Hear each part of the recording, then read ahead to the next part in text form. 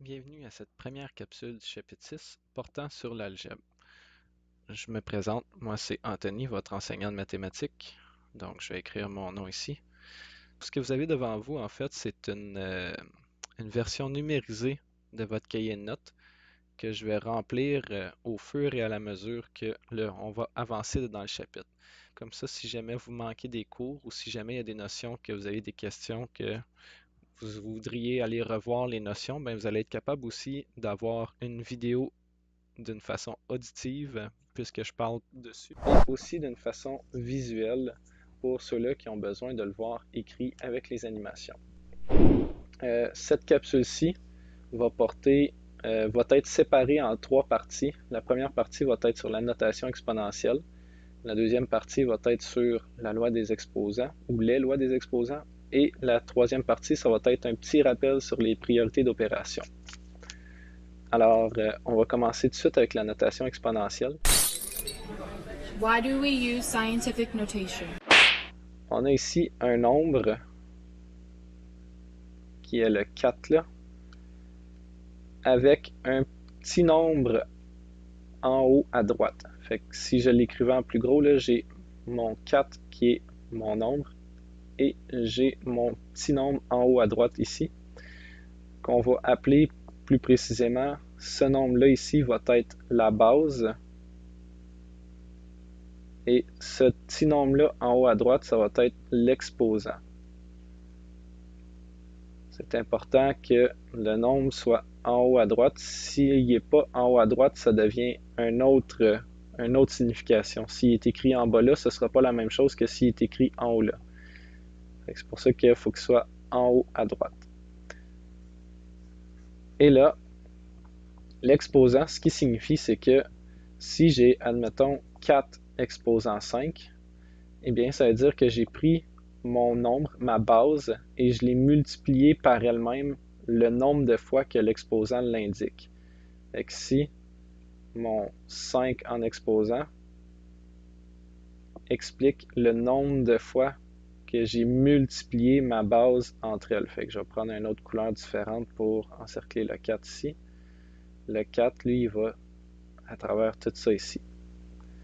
Donc, si j'ai 4 exposant 5, j'ai pris mon 4 et je l'ai multiplié 5 fois ensemble par lui-même. C'est ça qui est important. Je n'ai pas fait 4 fois 5, j'ai fait 4 fois 4 fois 4 fois 4 fois 4. Si j'avais fait 4 fois 5, je me serais retrouvé à 20. Alors que 4 fois 4, ça me fait 16, fois 4, 64, fois 4, quelque chose d'autre, fois 4, ça me donne 1024.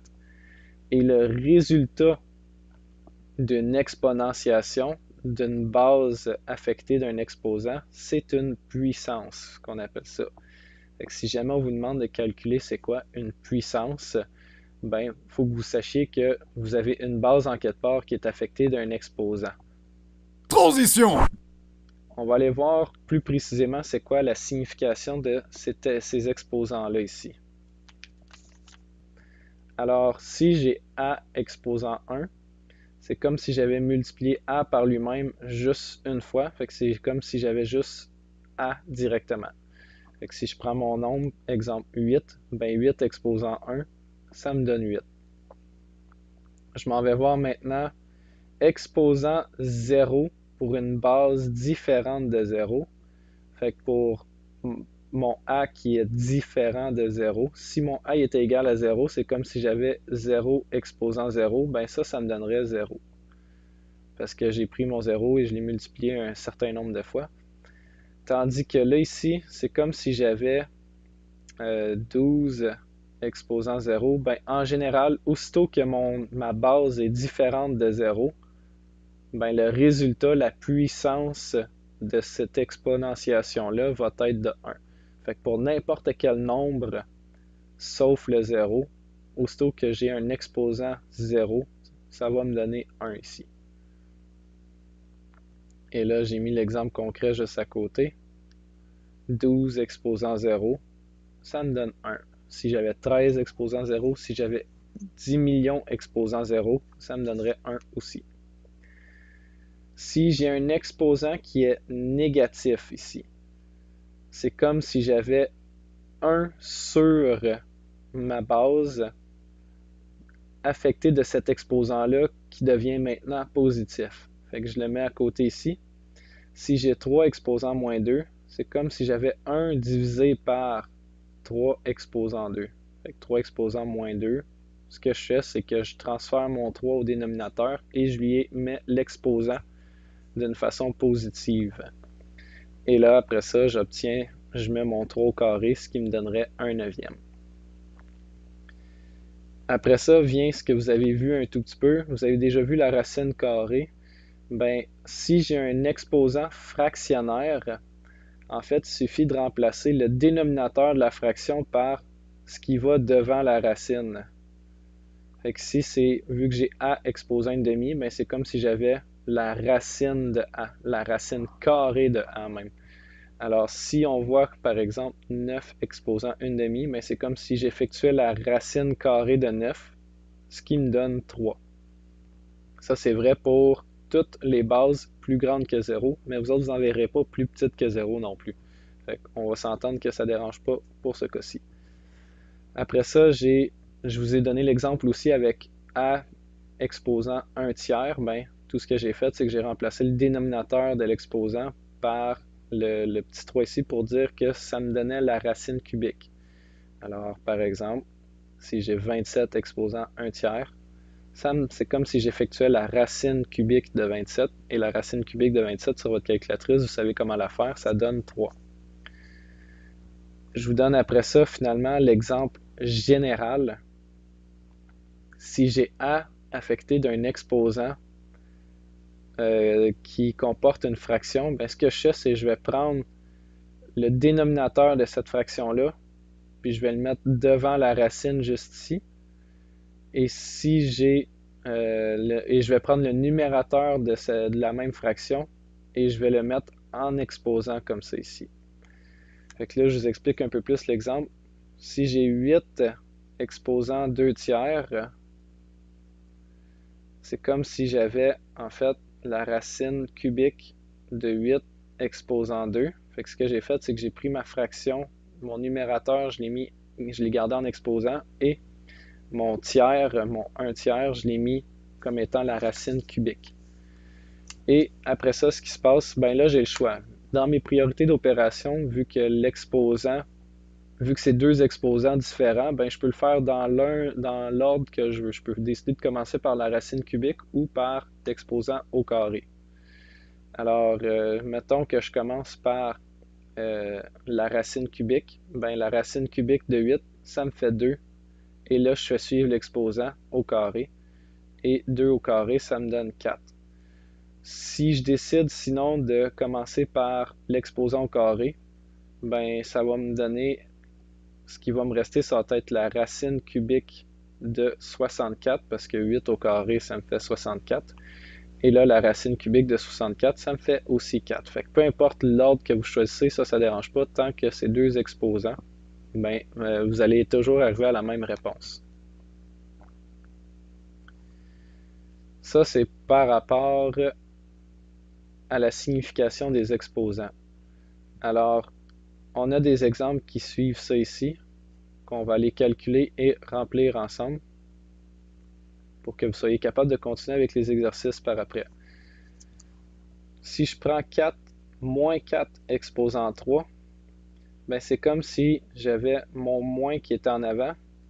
Puis là, je ne sais pas si vous autres vous aviez vu ça auparavant, mais c'est dans les priorités d'opération, je commence toujours par mon exposant en premier et après ça, j'y vais avec mes multiplications-divisions. Fait 4 exposant 3, c'est comme si j'avais 4 fois 4 fois 4 et après ça, je mets ma multiplication. Fait que je me retrouve à faire 4 fois 4 fois 4, ce qui me donne 64, comme ça ici. Et puisque après ça, il me reste le négatif à faire suivre, ben, je le fais suivre comme ça ici. Ensuite, là, la différence ici, c'est que mon négatif 17, il est tout inclus dans la parenthèse. Ce qui signifie que puisqu'il est dans la parenthèse, dans mes priorités d'opération, c'est par la parenthèse que je commence, ben, il va falloir que je fasse moins 17 fois moins 17 fois moins 17 fois moins 17, comme ça ici. Et là, 1 moins fois 1 moins, ça me fait un positif, fois 1 moins, ça me fait un négatif, fois 1 moins, ça me fait un positif. Fait que je vais me retrouver au final avec une réponse positive. Et après ça, je vais multiplier mes 17 ensemble. 17 fois 17 fois 17 fois 17, ça me fait 83 521. Si jamais vous voulez un truc, à partir du moment que votre exposant ici est pair, c'est sûr que vous allez avoir un nombre positif à la fin, obligatoirement. Je l'écris à côté ici. Si c'est pair, l'exposant, exposant pair, c'est automatique, vous allez avoir une réponse positive.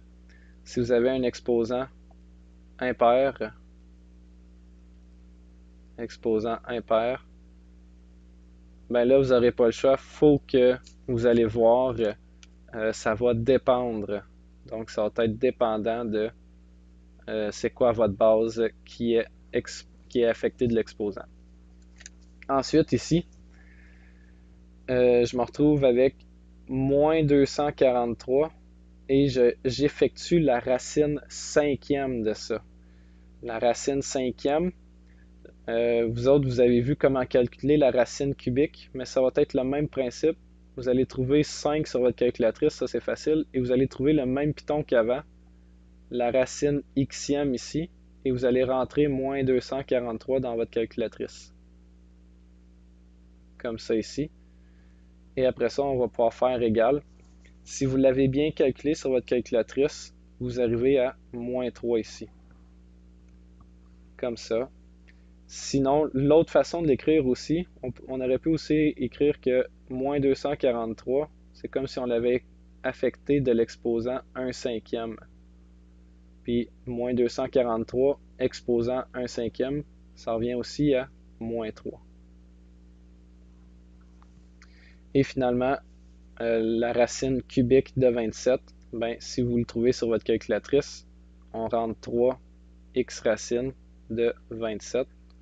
On fait notre égal et ça nous donne 3. Transition! Les lois des exposants. Permettez-moi de rajouter un S en bleu ici parce qu'il y en a plusieurs lois.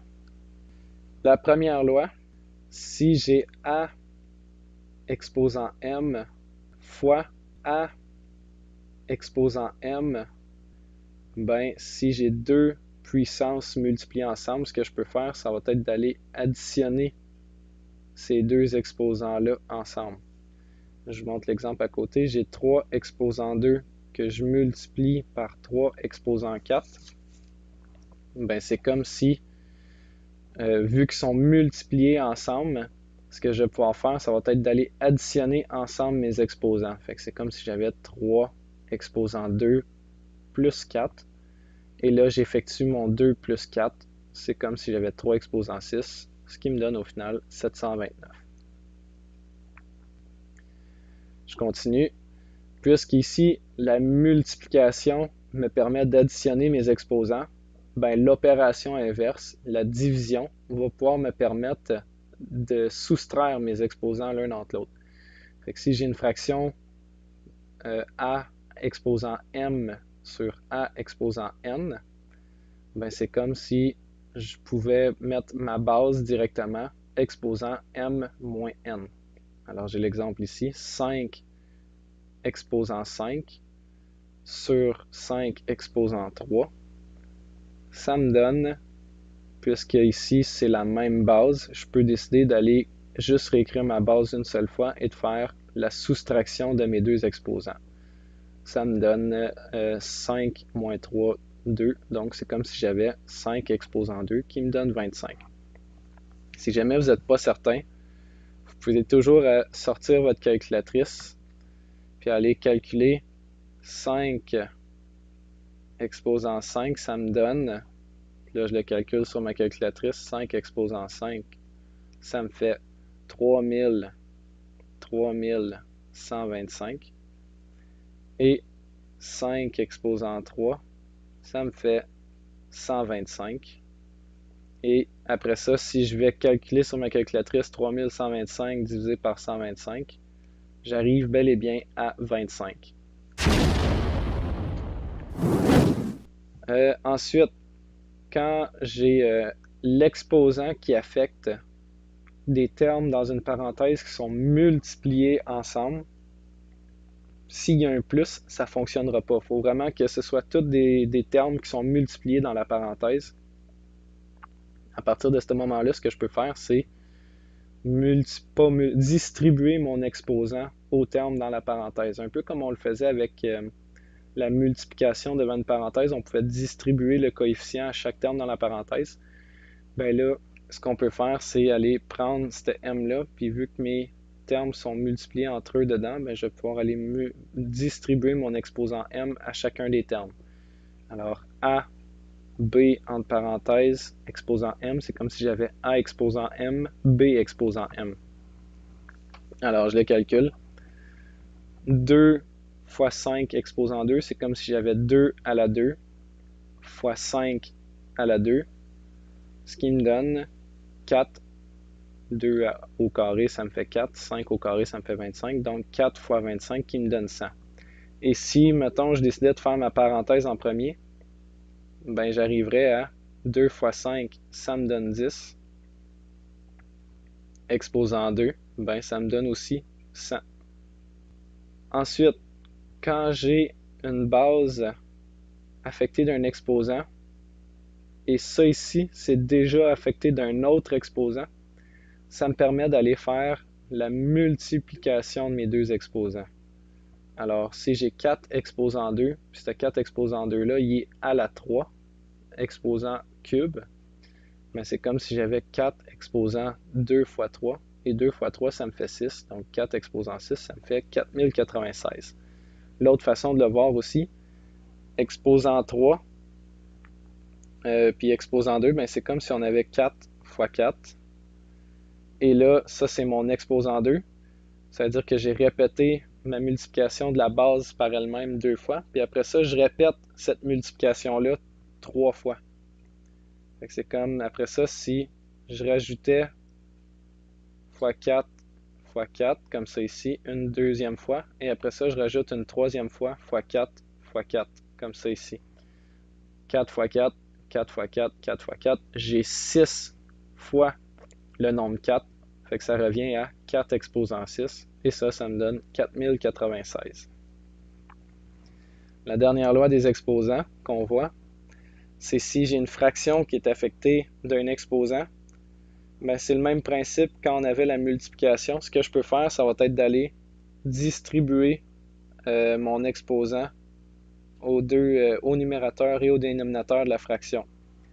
Fait que ça va me donner A exposant M divisé par B exposant M. Alors ici, mettons, j'ai 9 sur 3 exposant 3. Je distribue mon 3 aux deux termes, au numérateur et au dénominateur. Ça va me donner 9 exposant 3 sur 3 exposant 3, ce qui me donne 729, 9 exposant 3, et 3 à la 3, ça me donne 27. Et 729 divisé par 27, ça me donne 27. L'autre façon de le voir, c'est aussi que 9 sur 3, ça me fait 3. Puis là, ben, je l'aurais exposant 3. Ben, 3 exposant 3, c'est comme si j'avais 3 fois 3 fois 3, qui au final revient à 3 fois 3, ça me fait 9 fois 3, 27. Ces lois des exposants-là, en tant que telles, vous pouvez le voir, il y a toujours une autre façon d'aller calculer avec les priorités d'opération, comme vous l'avez vu.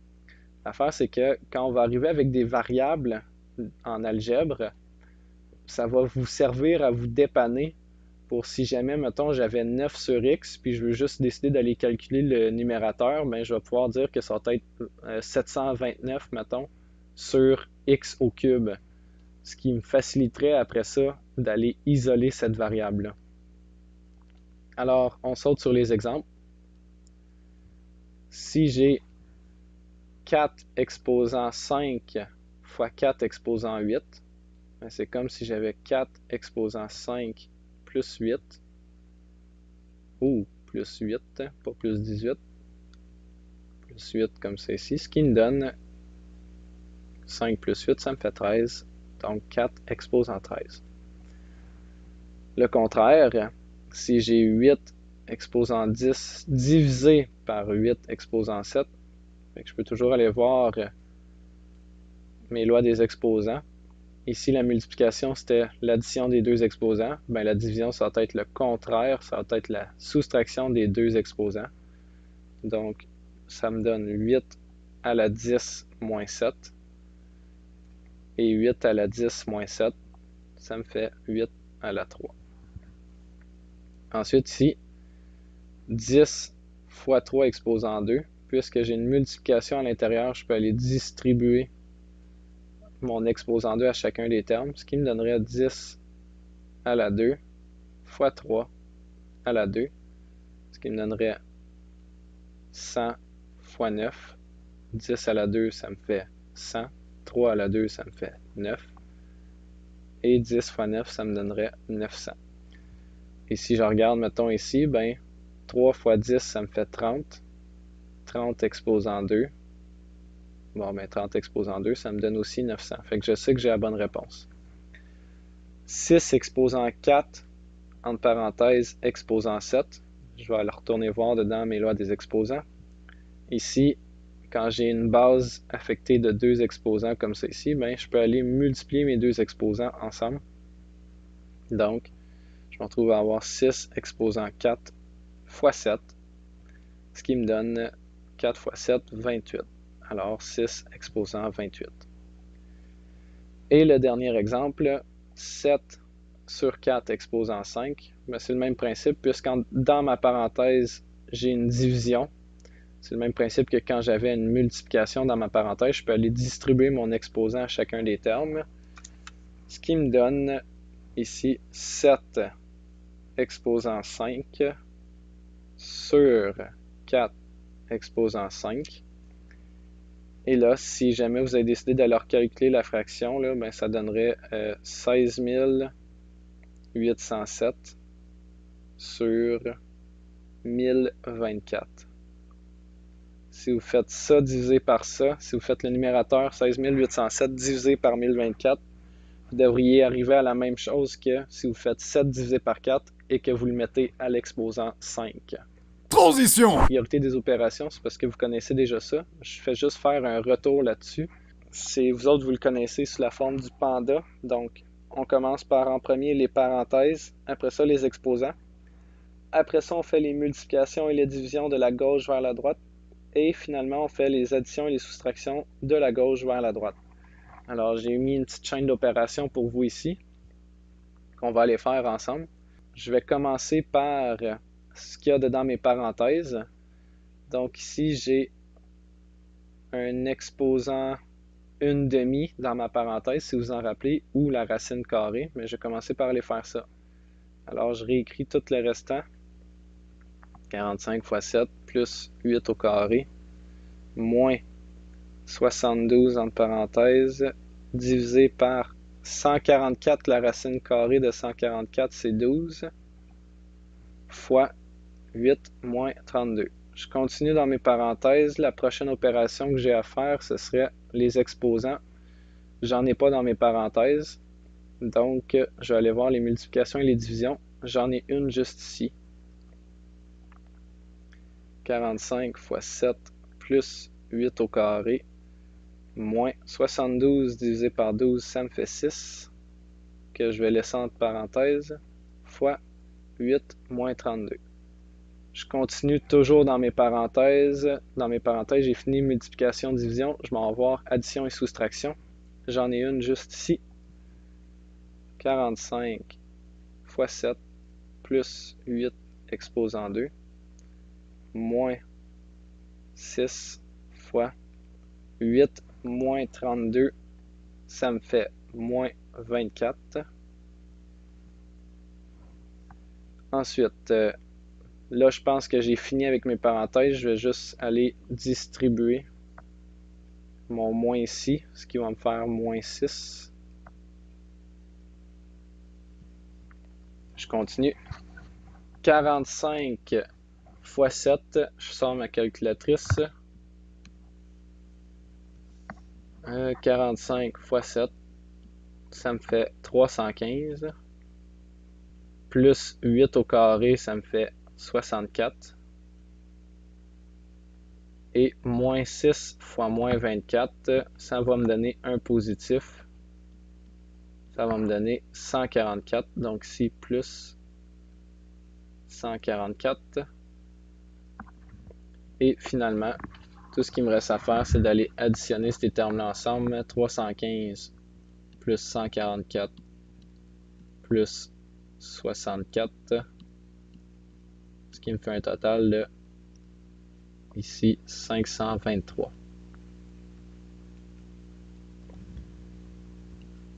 Alors, c'est tout pour la vidéo d'aujourd'hui. Si jamais vous avez des questions par rapport à la vidéo, gênez-vous pas de venir me voir en récup.